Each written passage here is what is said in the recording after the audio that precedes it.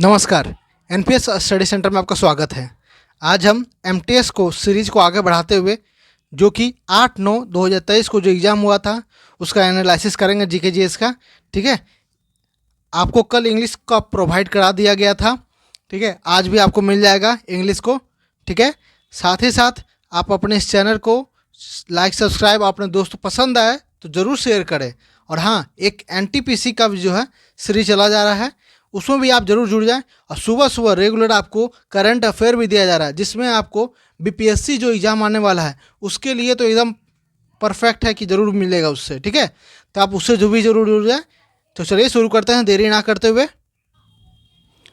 तो हमारा पहला प्रश्न क्या कहता है? हमारा पहला प्रश्न कहता है, रुक्मणी देवी अरुंडेल का संबंध किस भारतीय शास्त्रीय नृत्य शैली से है? क्या पूछा है? रुक्मणी देवी अरुंडेल का संबंध किस शास्त्रीय नृत्य शैली से है? तो वह है भरतनाट्यम से। भरतनाट्यम से है, ये प्रमुख डांसर हैं। ठीक है, भरतनाट्यम कहाँ का है? आपका तमिलनाडु का है। कहाँ का है? तमिलनाडु का है। कथक कहाँ का है? उत्तर प्रदेश का है। कहाँ का है? उत्तर प्रदेश का जो है आपका है कथक है। मणिपुरी जो है आपका मणिपुर का है। मोहिनी अट्टम कहाँ का है? तो ये आपका है केरला का। अब तो आपको पूरा याद हो गया होगा कौन सा नृत्य जो है कौन से राज्य का है। ठीक है, अब मैंने इस पर पूरा वीडियो भी बनाया हुआ है, उसको पूरा जरूर देख लें। चलिए इसी का और अच्छे से संश्लेषण करते हैं हम लोग। तो भरतनाट्यम का और भी फेमस जो डांसर हैं वे कौन है? यामिनी कृष्णमूर्ति। कौन? यामिनी कृष्णमूर्ति। मैं पूरा तो नहीं लिख पाऊंगा इसमें, ठीक है, तो समझ जाइएगा। यामिनी कृष्णमूर्ति और सोनल मान सिंह। सोनल मान सिंह जो है ये फेमस डांसर है भरतनाट्यम के।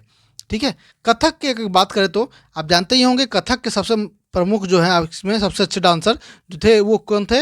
वो हैं बिरजू महाराज। कौन? बिरजू महाराज, लच्छू महाराज और सितारा देवी। कौन? सितारा देवी। क्या क्या मैंने बोला? कथक से लिख लीजिएगा। बिरजू महाराज, लच्छू महाराज और सितारा देवी, ये सब जो है प्रमुख है जो कि आपके एग्जाम में जरूर पूछा जाता है। मणिपुरी से अगर बात करें तो मणिपुरी से है आपका गुरु अमली सिंह। कौन? गुरु अमली सिंह और आतंब सिंह। कौन? आतंब सिंह। देखिए आतंब सिंह। ठीक है, मोहिनी अट्टम की अगर बात करें तो मोहिनी अट्टम के कौन है सबसे फेमस? बात करें तो कल्याणी अम्मा। कौन से? कल्याणी अम्मा और रागनी देवी। कौन? रागनी देवी और कल्याणी अम्मा। ठीक है, इतने हो गए आपके मोहिनी अट्टम से। इसे अच्छे से लिख लीजिएगा, नोट डाउन कर लीजिएगा ताकि आपको परेशानी ना हो। चलिए आगे बढ़ते हैं। अगला है आपका wings of fire an autobiography किसकी आत्मकथा का शीर्षक है? विंग्स ऑफ फायर, ये याद रखिएगा अच्छे से, ये जो है एपीजे अब्दुल कलाम का बुक है। कौन सा? Wings of fire.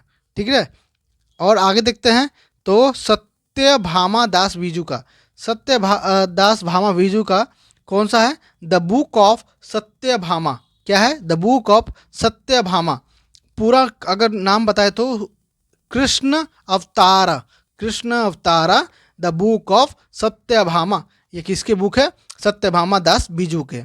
ठीक है, ई श्रीधरन का देखते हैं बुक का नाम। तो ई श्रीधरन का बुक का नाम क्या है? The Indian railway man. क्या? The Indian railway man. ठीक है, राजेंद्र सिंह का आपको लिख के कमेंट में बताना है, ठीक ना, कौन से इनके बुक है। ठीक है, चलिए आगे देखते हैं अगले प्रश्न पर।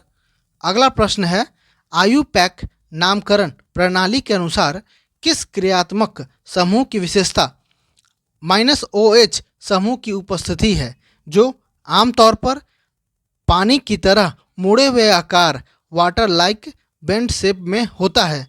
तो वो किसका होता है? वे आपका होता है C2H5OH। ये किसका है? अल्कोहल का। किसका है? अल्कोहल का होता है। यही जो है जब C2H5 होता है तो ये आपका मुड़ा होता है पानी की तरह, OH जो है अलग हो जाता है। ठीक है, तो यही पूछा गया है कि OH समूह की उपस्थिति है आमतौर पर जो है मुड़े हुए आकार की तरह होती है। तो किसका होता है? अल्कोहल का होता है। अल्कोहल का फॉर्मूला मैंने क्या बोला? C2H5OH। ठीक है, आगे देखते हैं। अगर हम आयु पैक की बात पहले हम इसको अच्छे से देखते हैं कि आयु पैक की बात करें तो आयु पैक का फुल फॉर्म क्या होता है? लिख लीजिएगा, international union of pure and applied chemistry. क्या मैंने बोला, फिर से देखिएगा, international union of pure and applied chemistry, ठीक है। अब ये आयुपैक के गठन कब हुआ था, तो आयुपैक की गठन हुआ था 1919 में, ठीक है। कहाँ हुआ था, तो स्विट्जरलैंड में हुआ था, ठीक है। अब आयुपैक का काम क्या करता है, आयुपैक जो है केमिकल को जो है ना नाम रखने की प्रणाली है, जो कि इस साथ ही साथ इसमें क्या करता है, वो रसायन शास्त्र की जो व्यापार भी है उसका भी ये करता है, ठीक है। कौन करता है, आयुपैक ही सब चीज़ ये करता है इस सब चीज़ में, मतलब केमिकल नाम में, ठीक है। आगे देखते हैं एमीन। एमीन का फुल फॉर्म क्या होता है, एमीन का फुल फॉर्म होता है आपका RnH2, RnH2, ठीक है। RnH2 जो है आपका एमीन का फुल फॉर्म होता है। कार्बोनिल का फॉर्म क्या होता है, कार्बोनिल का होता है C, इस तरह से डबल बॉन्ड O, ठीक है। आगे देखते हैं ईस्टर का। ईस्टर का क्या होता है आपका RCOOR, ठीक है। क्या होता है RCOOR। चलिए आगे देखते हैं, अगला प्रश्न क्या कहता है। अगला प्रश्न है आपका, भारत की जनगणना 2011 के अनुसार किस केंद्र शासित प्रदेश में सबसे कम जनसंख्या वृद्धि दर्ज की गई है। तो अगर ऑप्शन के हिसाब से चले तो दिल्ली, दमन दीव और लक्षद्वीप और चंडीगढ़ में लक्षद्वीप जो है सबसे कम जो है जनसंख्या वृद्धि दर्ज की गई है, ठीक है। कितनी की गई है ये भी देखते हैं लक्षद्वीप का, तो वो हुआ था सिर्फ 6.30% इंक्रीज किया था सिर्फ, ठीक है। अगर हम दिल्ली की बात करें तो दिल्ली का अगर दिल्ली की बात करें तो दिल्ली का कितना प्रतिशत हुआ था, 53% की वृद्धि हुई थी। कितना प्रतिशत की, 53% की वृद्धि हुई थी। दमन दीव की बात करते हैं तो दमन दीव का वृद्धि कितना हुआ था, तो दमन दीव का 53.76% वृद्धि हुआ था। वहीं चंडीगढ़ की बात करें तो 17.10 की वृद्धि हुई थी। अगर भारत का बात करें तो 2011 के अनुसार कितना वृद्धि हुआ था पूरे में, तो 17.64% की वृद्धि हुई थी। और हाँ, सबसे कम वृद्धि दर्ज निगेटिव में भी गया था, तो वो था आपका नागालैंड। याद रखिएगा, पूछा जाता है क्वेश्चन, नागालैंड में जो है ऋणात्मक देखा गया था वृद्धि दर्ज, ठीक ना।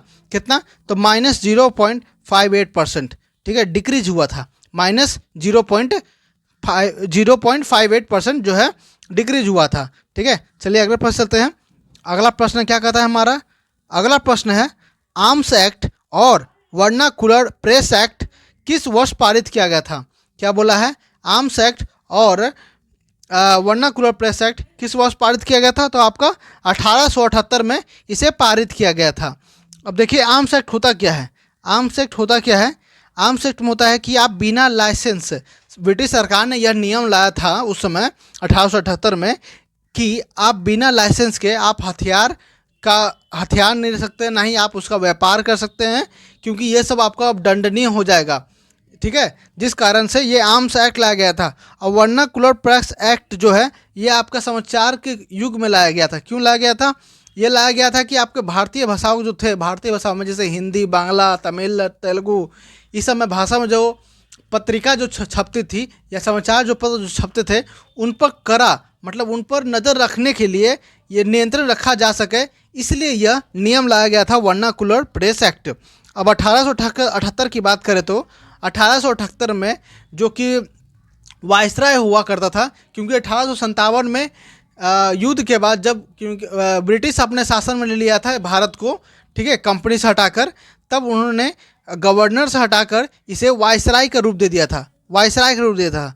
तो 1878 की अगर वायसराय की बात करें तो हम, तो उसमें कौन थे, तो वो थे लॉर्ड लिटन। कौन, लॉर्ड लिटन जो थे वे थे आपके वायसराय, ठीक है। आगे बढ़ते हैं, अगला प्रश्न क्या कहता है, अगला प्रश्न है आपका, कौन थे जो कथक नृत्य शैली की एक महान हस्ती थी जिसे रविन्द्रनाथ टैगोर ने नृत्य सामग्री, ठीक है, नृत्य की महारानी के रूप में वर्णित किया था, ठीक है। क्या बोला है, कौन थे जो नृत्य कथक शैली के हैं, तो कौन है, सितारा देवी। कौन, सितारा देवी जो है आपके कथक से रिलेटेड है, ठीक है।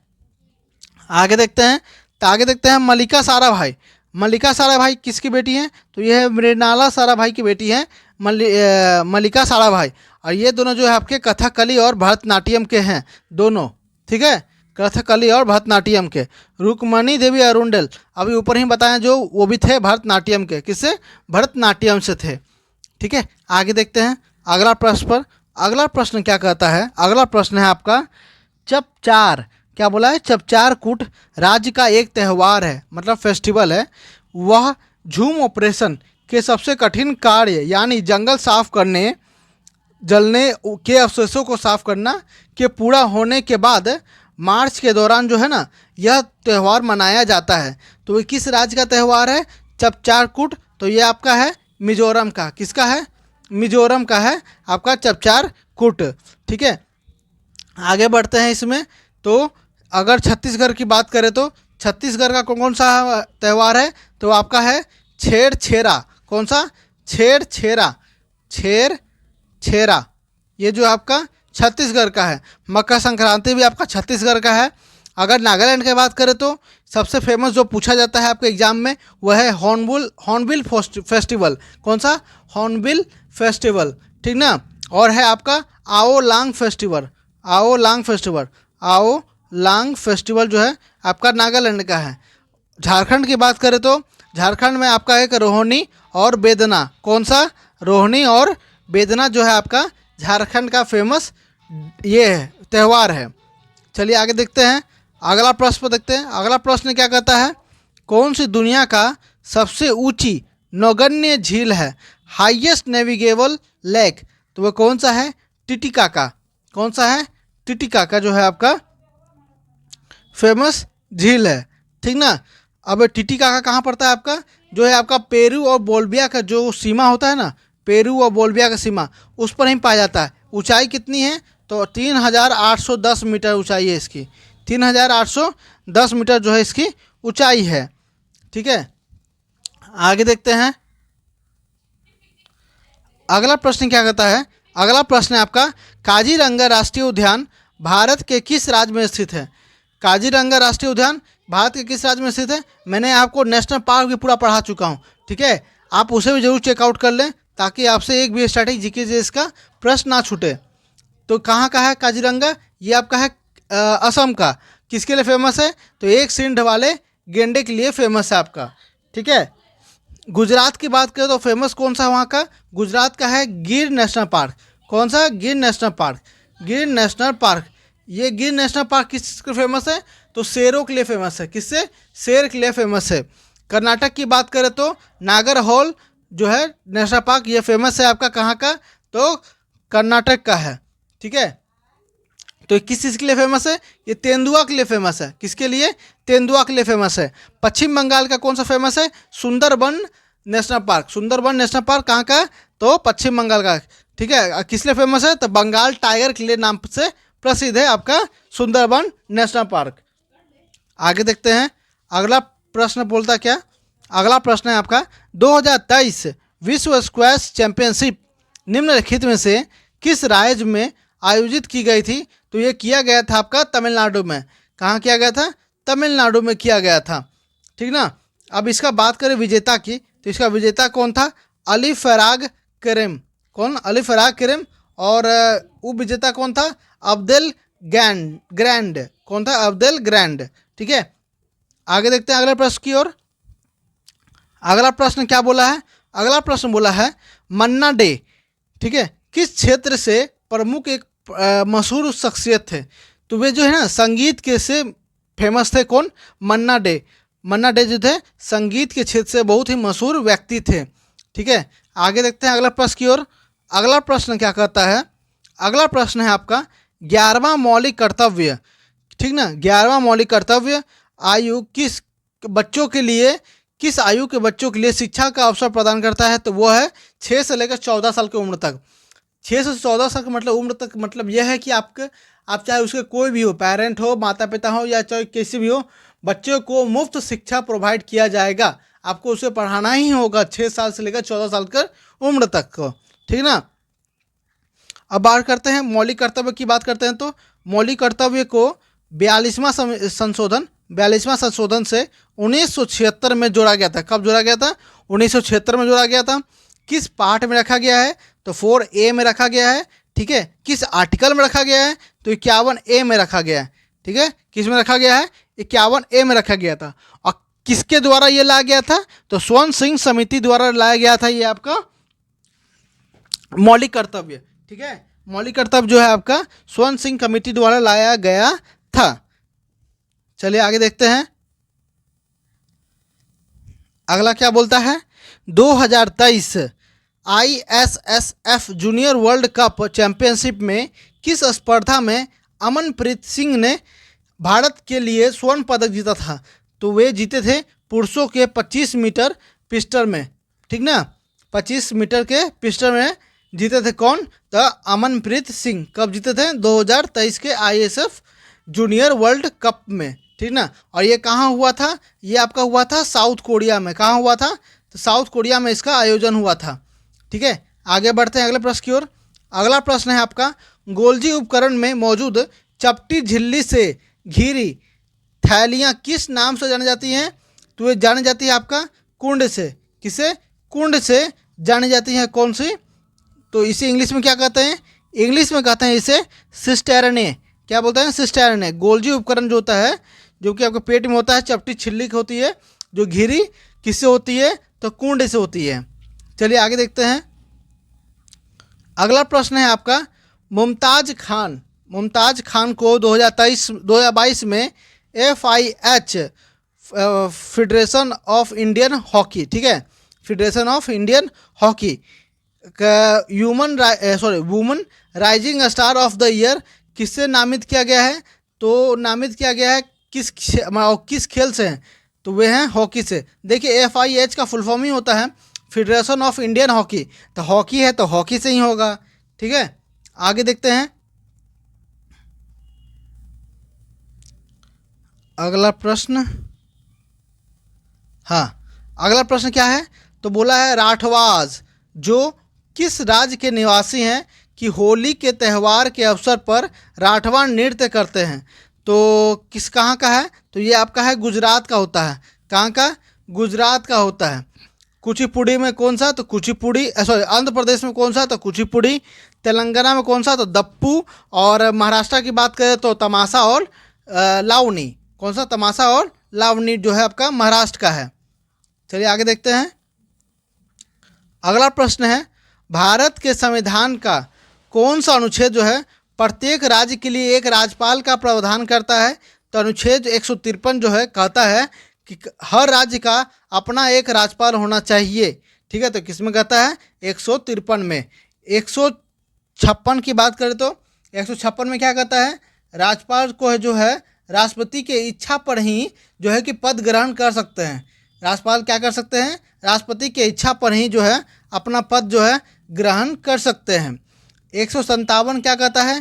तो 157 कहता है कि आप राज्यपाल को जो है भारत की नागरिकता होनी चाहिए, साथ ही साथ 35 वर्ष के ऊपर होनी चाहिए, तभी वह राज्यपाल बनने योग्य हैं। तो 157 कहता है कि आप या तो मतलब भारत के नागरिक होना चाहिए, साथ ही साथ 35 साल के ऊपर होना चाहिए। ठीक है, 173 क्या कहता है? तो 173 कहता है कि संसद द्वारा बनाए गए कानून से ही वह जो है विधानमंडल के लिए चुना जा सकता है। ठीक है, आगे देखते हैं अगला प्रश्न की ओर। अगला प्रश्न क्या कहता है? निम्नलिखित में से कर्नाटक संगीतकार भारत रत्न प्राप्त करने वाला पहला संगीतकार था, तो वो कौन था? MS सुब्बलक्ष्मी। कौन था? MS सुब्बलक्ष्मी। ठीक ना, तो ये प्राप्त किए थे, पहले कर्नाटक संगीतकार थे जिन्होंने भारत रत्न से नवाजा गया था। अगले प्रश्न चलते हैं, अगला प्रश्न है आपका, किसी अर्थव्यवस्था में अंतिम वस्तुओं, क्या बोला है? किसी इकोनॉमिकल में या अपने अर्थव्यवस्था में वस्तुओं और सेवाओं पर कुल खर्च का योग करके राष्ट्रीय आय की गणना करने के लिए निम्नलिखित में से किस विधि का उपयोग किया जाता है? तो वह है आपका व्यय विधि, मतलब खर्च वाला विधि जो होता है उसी पर खर्च किया, तो वो क्या कहलाता है? आपका वस्तु और सेवाओं को बीच वाला, ठीक ना, राष्ट्रीय करके आय का होता है। आगे देखते हैं, आगे क्या बोला है? आगे बोला है वर्ष 2004 में से 2009 तक झारखंड के पूर्व राज्यपाल रहे 2022 में लखनऊ में निधन हो गया। तो वे कौन थे? सैयद सिब्द रजी। कौन? सैयद सिब्द रजी जो थे वे उत्तर प्रदेश के थे, लेकिन बाद में उन्हें 2004 से 2009 तक झारखंड के राज्यपाल भी बने रहे, जिनकी अब निधन हो गया है। तो वे कौन थे? तो सैयद सिबत रजी। ठीक है, अगले प्रश्न चलते हैं। अगला प्रश्न कहता है which of the following is a common financial provided by micro finance institution. कहना क्या चाहता है? Common financial services provided by micro finance institution. जो कॉमन फाइनेंशियल सर्विसेज होते हैं, जो कि छोटे मोटे लोगों को, मतलब छोटे व्यापारियों को जो कि ऋण प्रोवाइड करते हैं ताकि वो अपना बिजनेस जो है अच्छे से चला सके। मान लीजिए आप अगर कोई व्यापार करना चाहते हैं लेकिन आपके पास पर्याप्त पैसे नहीं हैं, तो आपको वो ऋण देंगे। ठीक है, कम इनकम देंगे, कम इंटरेस्ट पर देंगे, ताकि आप अपने आप को ग्रोथ कर सके, व्यापार को बढ़ा सके। ठीक है, तो ऑप्शन जो है 4 सही है। क्या लिखा है? Small loans to provide to low income individually. आपको अकेले हैं तो उसे भी दे सकते हैं। इंटरप्रेन्योर एक्टिविटीज़ के लिए, मतलब कुछ नए नए कृतमात्मक के लिए। ठीक ना, चलिए आगे देखते हैं। अगला प्रश्न क्या कहता है? अजमेर शरीफ निम्नलिखित में से किस सूफी संत की दरगाह है? तो किसकी है अजमेर शरीफ? ये है ख्वाजा मोइनुद्दीन चिश्ती की। किसकी है? ख्वाजा मोइनुद्दीन चिश्ती की है। ठीक ना, आगे देखते हैं। तो मोहम्मद MBT, मोहम्मद बिन तुगलक। मोहम्मद बिन तुगलक कब से कब तक था? तो ये आपका था 1325 से लेकर 1351 तक। MBT को पागल बादशाह भी कहा जाता था, क्योंकि इसके जो भी फैसले अब तक लिए थे वो भी एक बार भी सही सिद्ध नहीं हुआ था। सबसे ज़्यादा पढ़ा लिखा भी यही था MBT, लेकिन इसके एक भी फैसले जो है वे अच्छे से नहीं हो पाए, जिस कारण से इसे पागल बादशाह भी कहा जाता था। क्योंकि इसमें से सबसे एक बड़ी काम किया था इसने कि दिल्ली से दौलताबाद को राजधानी चेंज किया था, जिस कारण से जब ये दिल्ली से दौलताबाद जा रहा था तो करीब करीब लाखों लोग मरे जा चुके थे। ठीक ना, गर्मी के कारण। उसके बाद फिर उसे दौलताबाद भी पसंद नहीं आया, जिसके बाद वो दिल्ली चला गया। अब उस रास्ते में फिर जाने पर फिर लाखों लोग मर गए, जिस कारण से इसे एकदम पागल बादशाह कह दिया गया। ठीक ना, मोहम्मद गौरी कब आया था? तो 1991 में, जो आपका पृथ्वीराज चौहान से लड़ाई किया था। 1991 में तराइन का युद्ध पहला, और 1992 में तराइन का युद्ध दूसरे में इसने छल कपट से पृथ्वीराज चौहान जी को हरा दिया था। ठीक है, बख्तियार खिलजी कब से कब तक था? तो 1203 से लेकर 1227 तक बिहार और बंगाल में अपना जो है ना खिलजी वंश को आगे बढ़ा रहा था। आगे बढ़ाते हैं। आगे क्या लिखा है? स्वर्ण जयंती शहरी रोजगार योजना भारत सरकार द्वारा किस वर्ष शुरू की गई थी? शुरू किया गया था 1997 में। कब शुरू किया गया था? तो 1997 में शुरू किया गया था। ठीक ना, क्या शुरू किया गया था? स्वर्ण जयंती शहरी रोजगार योजना। इसमें था कि आपको कि रोजगार प्रोवाइड करना। ठीक है, युवाओं को रोजगार प्रोवाइड करना ताकि वो अपने भविष्य को अच्छे से निहार सके। ठीक है, आगे देखते हैं। अगला प्रश्न है एस अगेंस्ट ऑड्स किसकी आत्मकथा बुक है?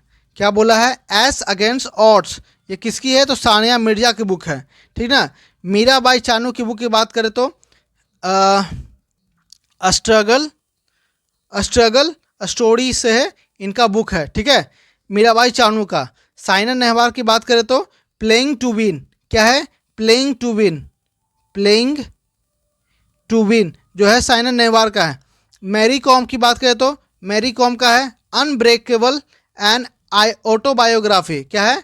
Unbreakable and autobiography. ठीक है, चलिए लास्ट प्रश्न चलते हैं 25वां क्वेश्चन पर। लास्ट प्रश्न क्या कहता है? Who was the first women president of Indian national Congress? तो वो कौन थी? तो एनी बेसेंट थी। कौन? एनी बेसेंट जो थी आपके पहली इंडियन नेशनल कांग्रेस के अध्यक्ष बनी थी। तो कब बनी थी? 1917 में। 1917 में। और कहाँ हुआ था इसका अध्यक्षता? ये कलकत्ता में हुआ था। कहाँ हुआ था? कलकत्ता में हुआ था। ठीक है, तो आज यहीं रह देते हैं 25 क्वेश्चन को। मैंने आपको MTS करा दिया। अब आपको इसके बाद MTS जाएगा GK उसके बाद आपको फिर इंग्लिश भी प्रोवाइड करा दिया जाएगा। ठीक है, ज़रूर चेकआउट करें। और हाँ, अपने इस चैनल को जरूर जुड़े रहें ताकि आपको पसंद आए तो ज़रूर जुड़े, और हाँ पसंद आए तो अपने दोस्तों के साथ भी शेयर ज़रूर करें। तो मिलते हैं नेक्स्ट वीडियो में। धन्यवाद।